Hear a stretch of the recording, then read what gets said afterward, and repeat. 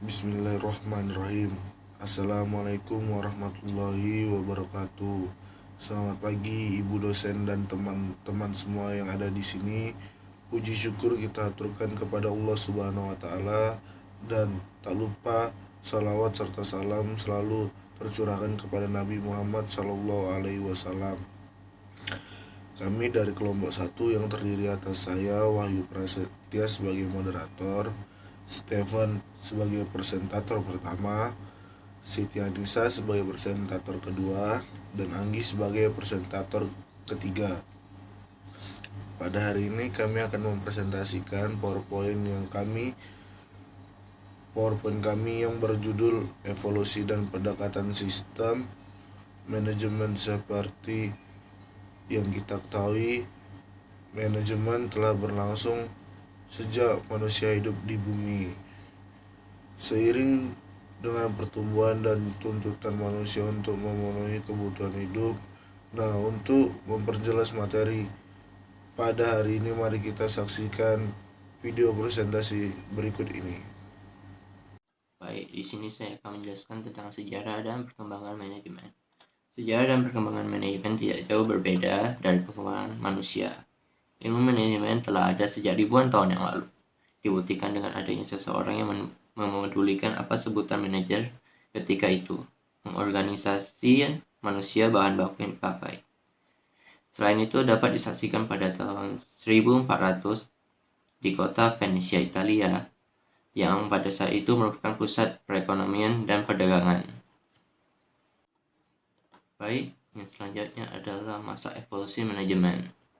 Di sini ada 3 masa, yaitu masa sebelum Adam Smith, yaitu banyak pemikiran mengenai persoalan ekonomi, tetapi tulisan tersebut tidak ditemukan secara sistematik. Pemikiran ekonomi belum bisa dipandang sebagai cabang ilmu yang berdiri sendiri. Topik yang dibahas masih terbatas dan belum terdapat analisis yang menyeluruh. Selanjutnya adalah masa Adam Smith. Pemikirannya ditulis secara sistematis, dan Adam Smith dianggap sebagai bapa ilmu ekonomi.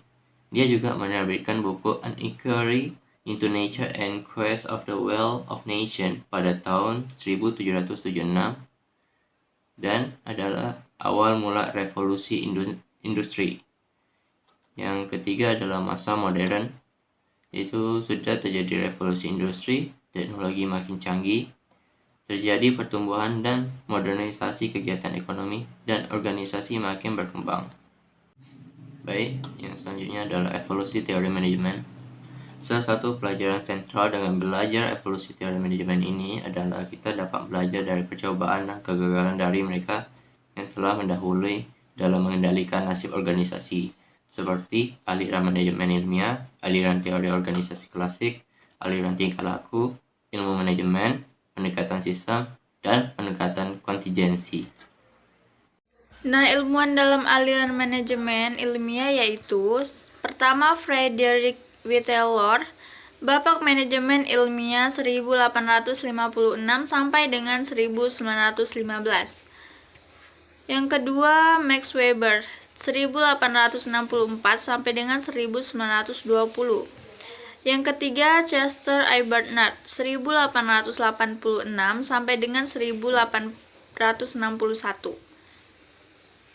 Nah, di dalam teori manajemen terdapat prinsip-prinsip umum manajemen yang terbagi menjadi 14 prinsip. Yang pertama yaitu pembagian kerja, yang kedua otoritas dan tanggung jawab, yang ketiga disiplin, yang keempat kesatuan komando, yang kelima kesatuan pengarahan, yang keenam mementingkan kepentingan kelompok, yang ketujuh gaji, yang kedelapan sentralisasi, dan yang ke-9 rantai skaler, ke-10 tata tertib, ke-11 keadilan, ke-12 stabilitas masa jabatan, ke-13 inisiatif, dan ke-14 semangat korps. Terima kasih.